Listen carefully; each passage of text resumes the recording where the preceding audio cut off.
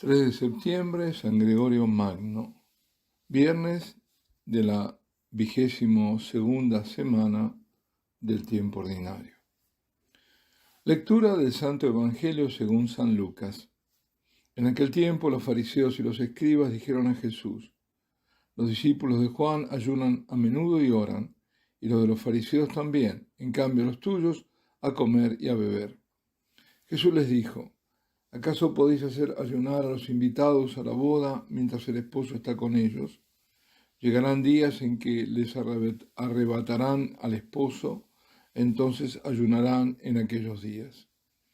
Les dijo también una parábola: nadie recorta una pieza de un manto nuevo para ponérsela a un manto viejo, porque si lo hace, el nuevo se rompe y al viejo no le cuadra la pieza del nuevo. Nadie echa vino nuevo en odres viejos, porque si lo hace, el vino nuevo reventará los odres y se derramará, y los odres se estropearán. A vino nuevo, odres nuevos. Nadie que cate vino añejo quiere del nuevo, pues dirá: el añejo es mejor. Palabra del Señor. Dicen fariseos y escribas que los discípulos de Juan, se refieren al Bautista, ayunan a menudo. Eso quiere decir que ayunaban más de 2 veces a la semana, porque en general los judíos practicaban el ayuno 2 días a la semana, los martes y los jueves. Y eso lo sabemos porque lo dice la Didaqué, o Didajé, que es un compendio doctrinal llamado de los 12 apóstoles, algo así como el primer catecismo de la Iglesia, muy posiblemente escrito a finales del siglo I, es decir, contemporáneos a los evangelios escritos, ¿no?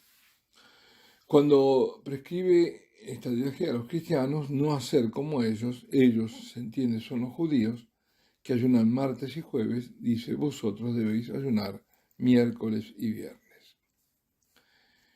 En esta metáfora usada por el Señor, el esposo que está con los invitados es Jesús con sus discípulos, que serán sus apóstoles, los que él invitó, o sea, los que eligió. Las bodas son las del Cordero, que se llevarán a plenitud en la segunda venida. Mientras él está en la tierra, es como una anticipación del otro banquete. Por otra parte, el mismo Jesús, inmediatamente antes de comenzar su pasión, la noche en que fue entregado por Judas, nos legó la Eucaristía, banquete sacro, memorial de su sacrificio. Este tiempo del que habla el Señor a fariseos y escribas es el del anuncio del reino y también de invitación a participar de ese reino. No es tiempo de duelo, sino de alegría, porque el anuncio es de alegría, es el buen anuncio, es la buena noticia, que eso significa evangelio.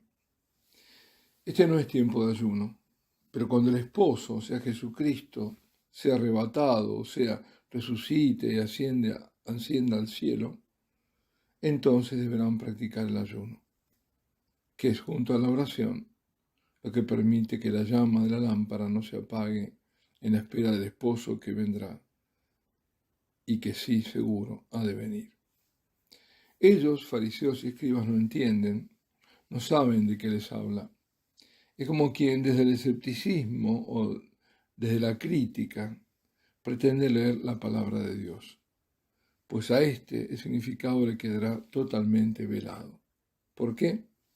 Porque esa persona carece de la luz del Espíritu, ya que su actitud inicial es de descreimiento, de desconfianza, de sospecha. Lo mismo ocurría con aquellos fariseos y escribas. Nadie recorta una pieza de un manto nuevo para ponérsela a un manto viejo. La doctrina que trae el Señor es el manto nuevo que no tiene remiendos.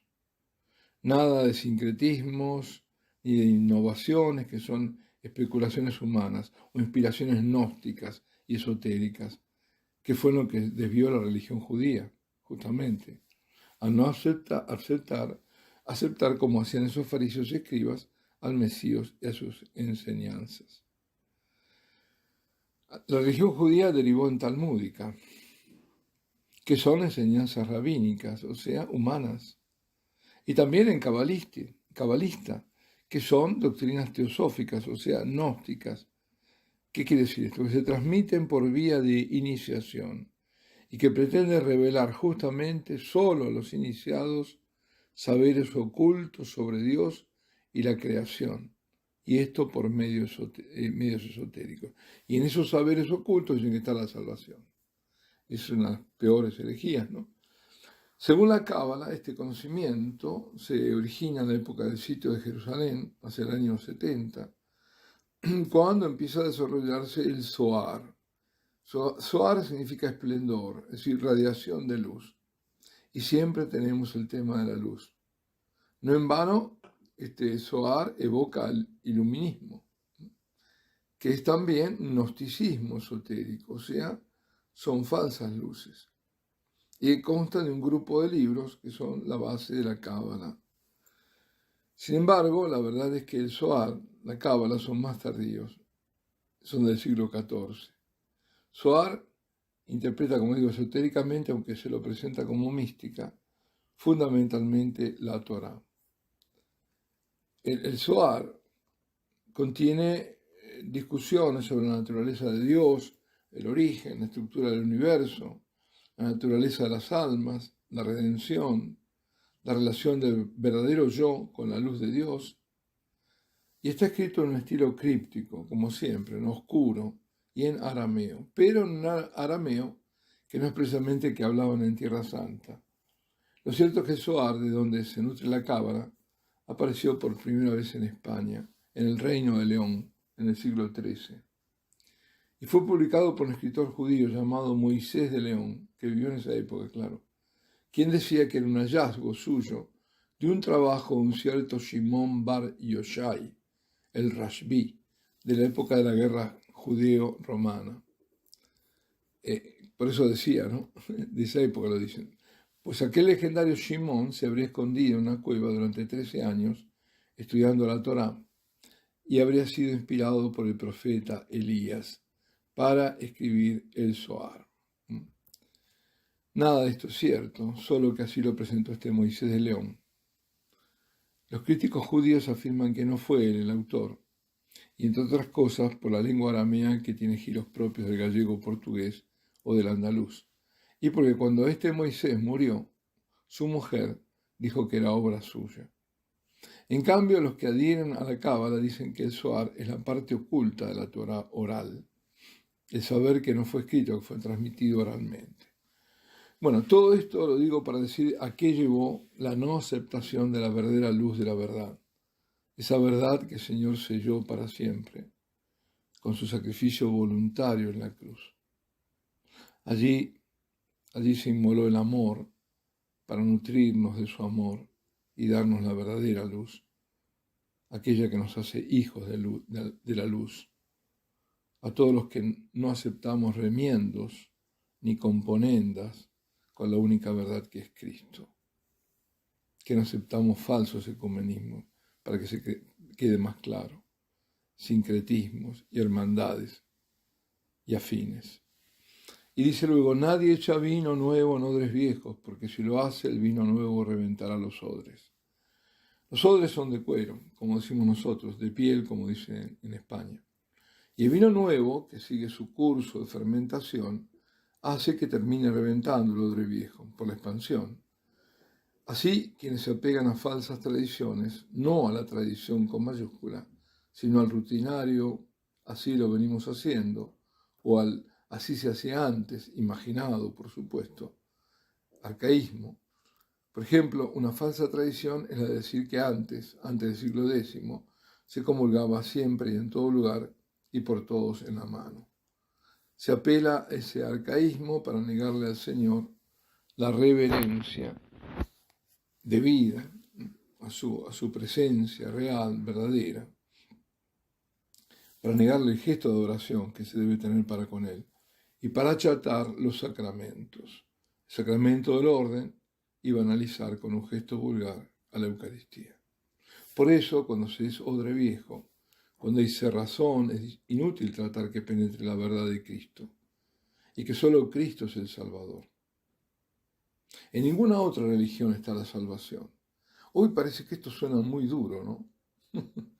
Sí, parecería que uno no lo puede decir. Como arguía Bruno Cornacchiola, ¿recordáis Bruno Cornacchiola, el vidente de Tres Fontane? Ese que quería incluso matar al Papa. Decía él, si no fuera así, ¿por qué la Virgen me habría dicho cuando se me apareció, regresa a la religión verdadera? Y no decirme, continúa siendo adventista. El adventismo es una secta cristiana. Nadie que cate vino añejo quiere de nuevo, pues dirá, el añejo es mejor. Cuando alguien se apoltrona en su vida mediocre y no aspira más que a pasar el tiempo y no quiere saber nada de la vida eterna, de la verdad, de la salvación, del amor de Dios, seguirá adormecido en su letargo de muerte. No querrá que le hablen de salvación y de Cristo. La doctrina cristiana le resultará perturbadora. Esa persona está satisfecha con el mundo. Hará lo que le digan, pero no lo que le dice el Señor. Dejará que el Señor siga su camino. Ni lo detendrá ni lo seguirá. Y él, el Señor, pasará. Y esta persona dejará que se marche mientras seguirá en sus tinieblas. Cuidado, cuidado. Y cuidado porque estos tiempos son tremendos. Y si en esta confusión y por el miedo muchos, pero muchos están cayendo. No viendo la raíz de las cosas, no viendo la muerte en el origen de las cosas que se quieren aplicar a los vivos. Pues tengamos mucho cuidado. Aferrémonos al Señor con todas nuestras fuerzas, con toda nuestra alma, con todo nuestro ser. Pidámosle que nos ilumine para conocer los signos de estos tiempos y para saber qué es lo que tenemos que hacer y que nos dé esa fuerza para hacerlo. Alabado sea Jesucristo. Y la bendición de Dios Todopoderoso, Padre, Hijo y Espíritu Santo, descienda sobre vosotros y permanezca para siempre. Y ahora, como se suele hacer al final, un anuncio, pero al final. Ante todo, dos cosas. San Gregorio Magno, para que no sea tan largo este audio, vídeo, lo termino aquí y vamos a hacer otro sobre este santo, San Gregorio Magno, que hoy celebramos. Eso por un lado. Y por otro, voy a estar ausente y no voy a poder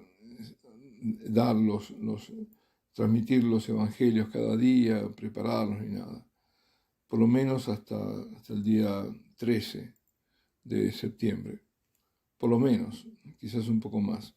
Entonces, como todo ahora es tan fluido, uno no sabe, vamos a mandar una serie que nunca fue enviada antes, que estaba preparada sobre los evangelios.